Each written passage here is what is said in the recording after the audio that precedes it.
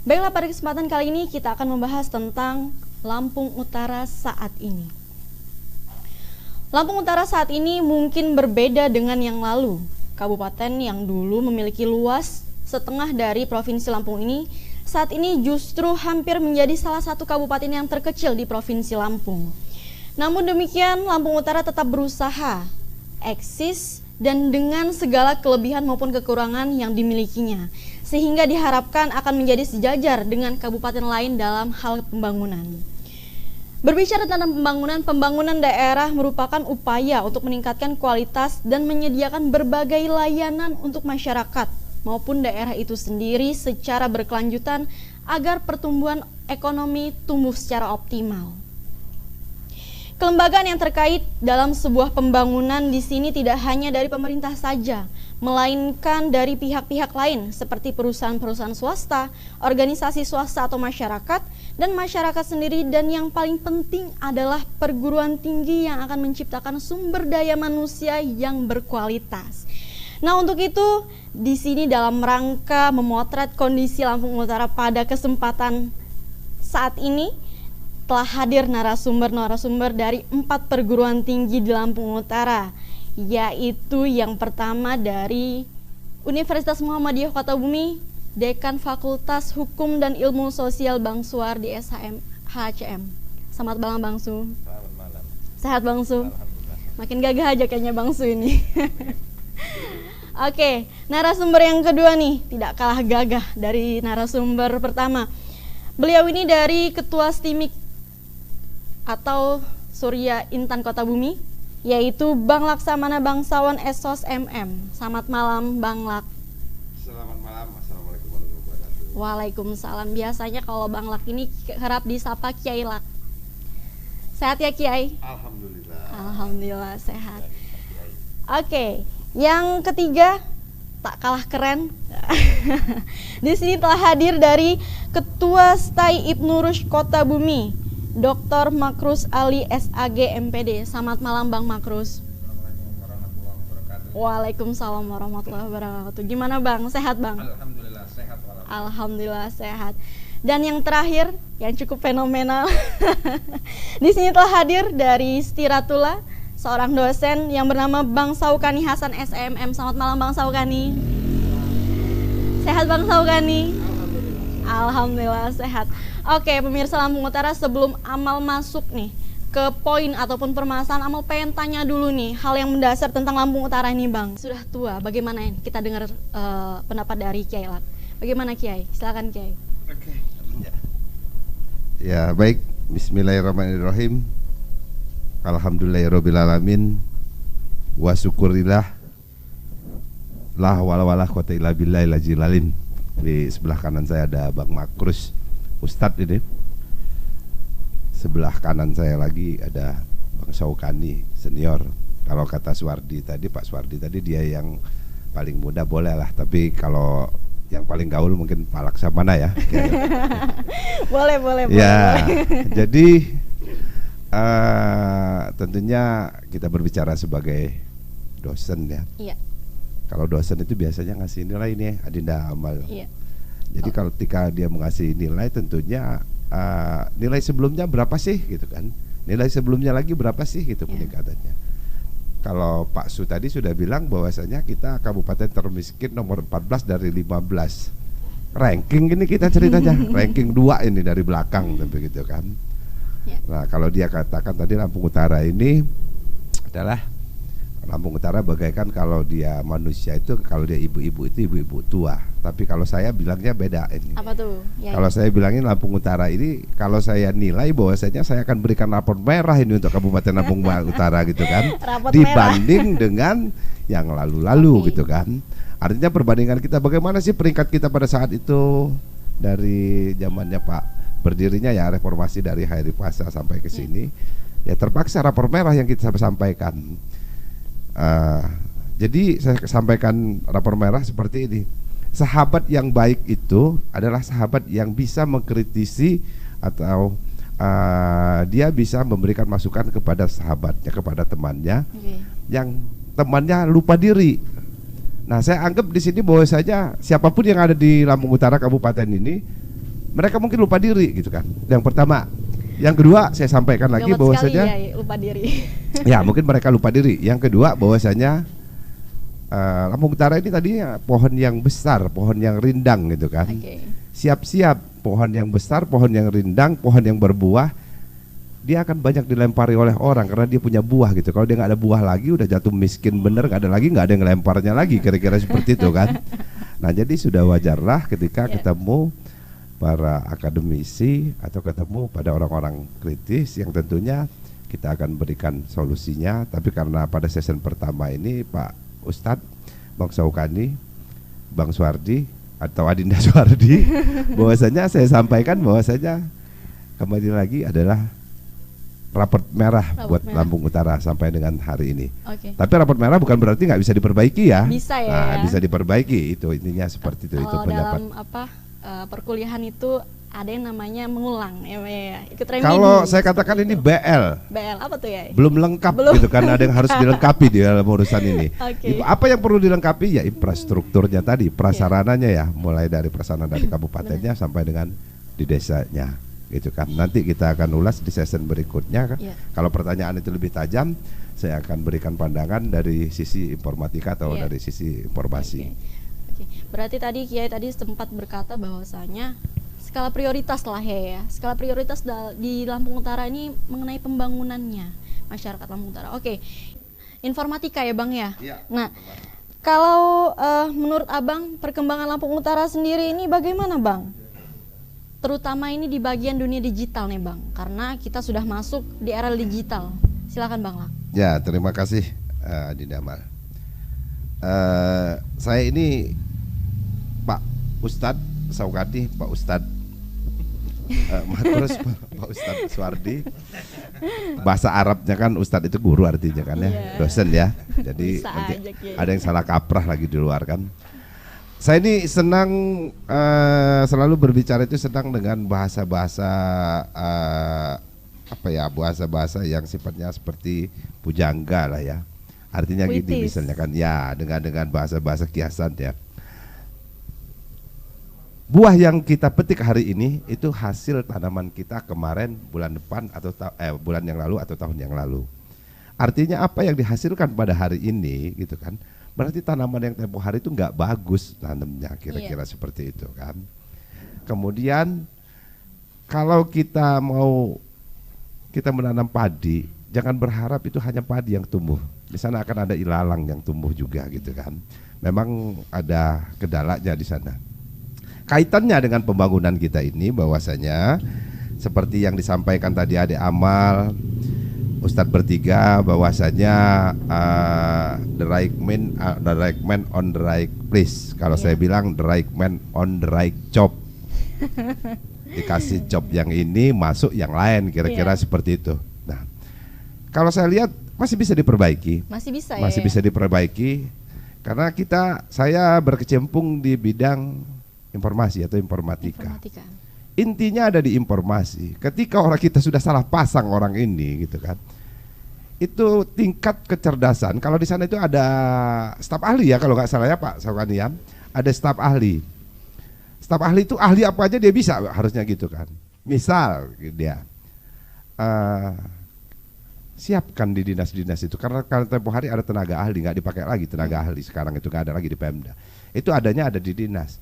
Kalau kira-kira kepala dinas itu nggak mampu mikul itu, angkat tenaga ahli, pasang di sana, taruh konsultan di sana, berapa orang yang ada di sana.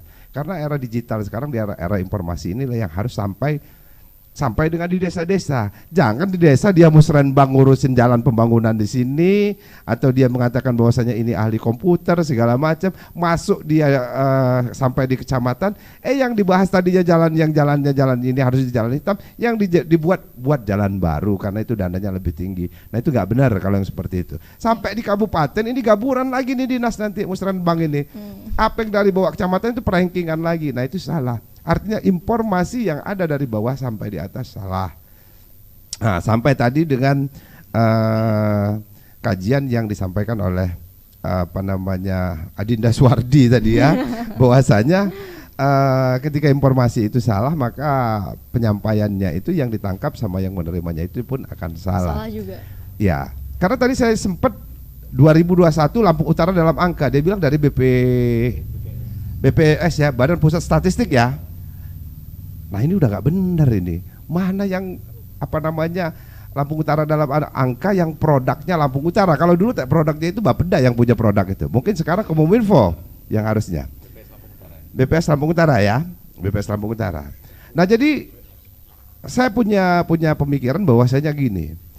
Pertama, untuk meningkatkan ekonomi, untuk meningkatkan pembangunan, itu diberikan informasi yang valid, informasi yang pas.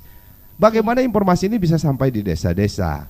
Nah, kita sudah ada Kominfo sekarang. Kominfo itu, kalau saya akan dorong terus itu, Kepala Dinas Kominfo bahwasanya jadikan mereka yang di desa-desa itu sendiri bahwasanya minimal punya satu operator yang bisa komputer yang menguasai tentang desa, seluruh data di desa.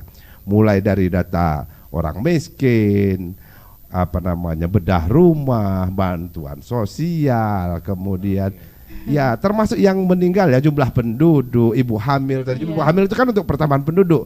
Nah, orang tua yang sudah mau mati gitu kan, atau yang sudah meninggal gitu kan. Nah, jadi itu kan data itu setiap bulan berubah.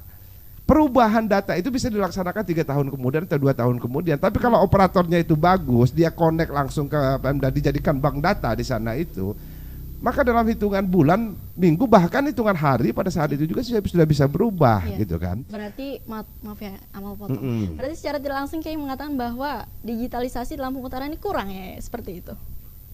Bukan kurang, bahkan tidak sama sekali kalau saya pikir sama sekali.